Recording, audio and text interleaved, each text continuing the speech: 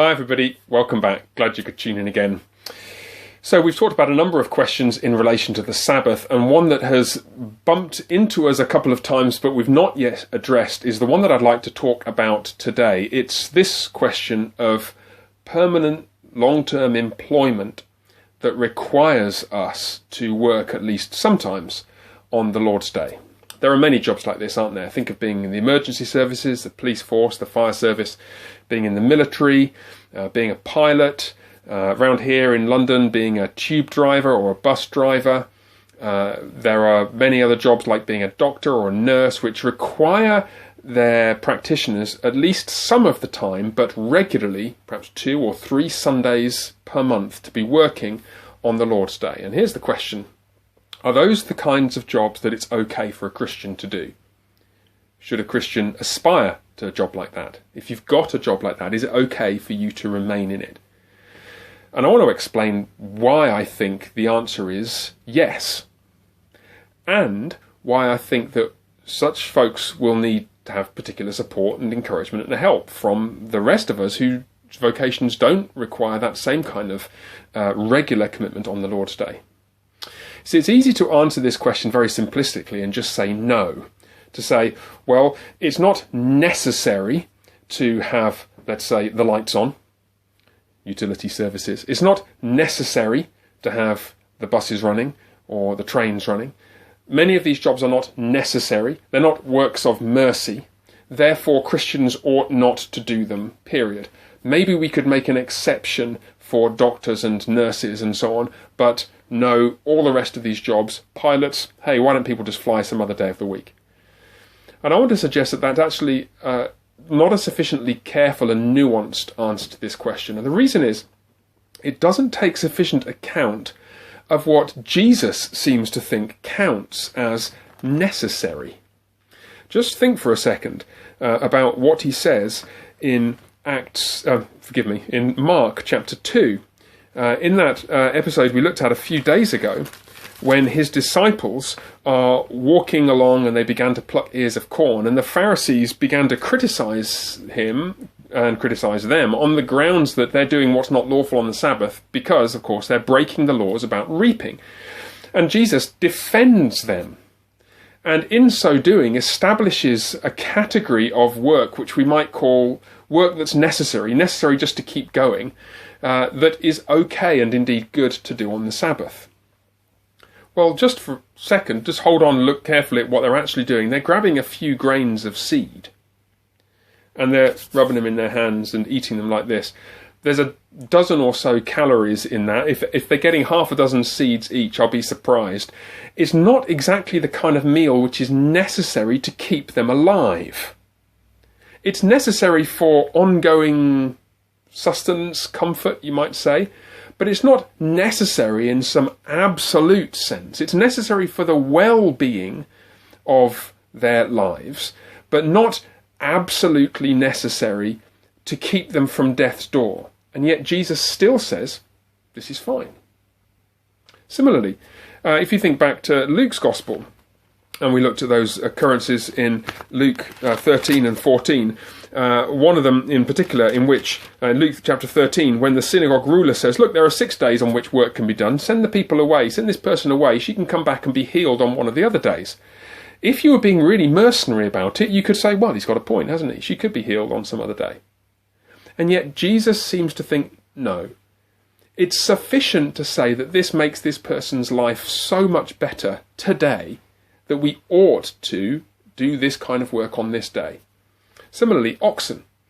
Oxen survive in ditches for days on end. They're tough animals. And yet Jesus says, yeah, no, if you had an ox caught in a ditch on the Sabbath day, you'd go and get it out, and that would be the right thing to do.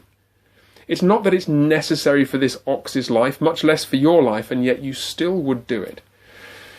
In other words, what I'm suggesting is that the category of necessary work is broader than just necessary to stay alive. It's necessary for the well-being and well-functioning of society as a whole.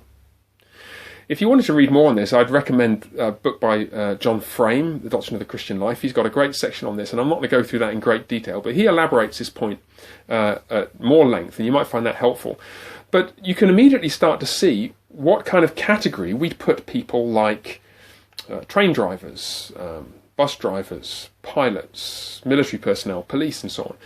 You might think that they're kind of halfway between professional works of mercy doers and professional ox pullers. If we're going to be in a world where oxen get stuck in ditches, we need some people to be trained and set aside on the Lord's Day to pull oxen out of ditches on a regular basis. We call them police officers. And those other professions in those different ways hover on that boundary between what's necessary and what's merciful to other people. That said, let's just remember a couple of caveats here. It is true that our friends who are flying planes or serving in the police force or working in some other way on the Lord's Day will not be in worship. And they would have enjoyed the rest of being in worship with the rest of us.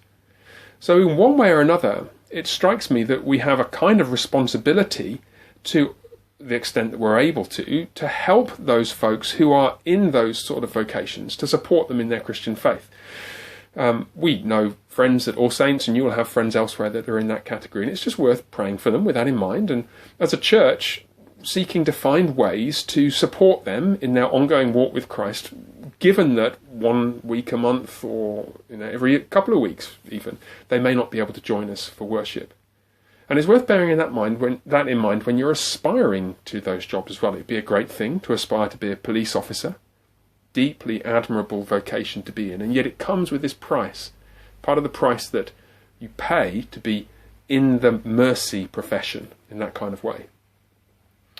One other caveat that I'd want to mention is that there's a whole other category of people who work regularly on the Lord's Day, at least around here in London. And they're people who just don't want to be, but they can't find any other work that would pay them enough or pay them anything, and so they're forced to work on the Lord's Day, sometimes every week.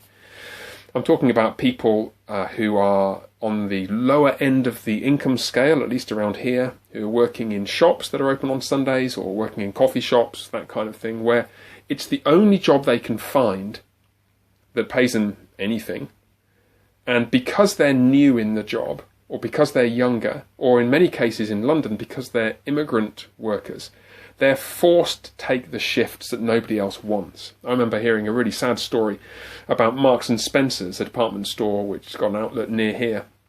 And one of the assistants was telling me, or telling somebody else, and I overheard, that when you get a job there, forget about having a weekend day off for 2 years. And there are many, many people who are in our communities who are, in many cases around here, immigrants, or for whatever other reason, this is the only job they can find, and they are not working 2 or 3 Sundays a month, they're working every Sunday. And we've had folks in the church here in London who've been in that position, who'd love to be in worship with us and can't. Now, somewhere in those companies are people who make decisions about shift patterns. And if those people making those decisions were Christians, we'd have to hope that they would remember Exodus 20 and think that those decisions should be made differently. If an Israelite was supposed to give rest to his ox and to his slave on the Sabbath, how much more should a Christian give rest to his employees on the Lord's Day? Something else worth bearing in mind in those kinds of situations. I hope that's helpful. It may have generated questions, of course, and there are always more questions hanging off the back of these practical questions about the application of Scripture to our daily lives. Please don't hesitate. Give me a shout if you want to get in touch about any of those things. In the meantime, let's be praying for and thinking of practical ways of supporting people and families in which people are working on the Lord's Day on a semi-regular basis, because it's a tough thing and it's wonderful, great blessing to have Christians in those vocations doing that work for the rest of us. The Lord bless you, and I look forward, Lord willing, to seeing you very soon. Bye for now.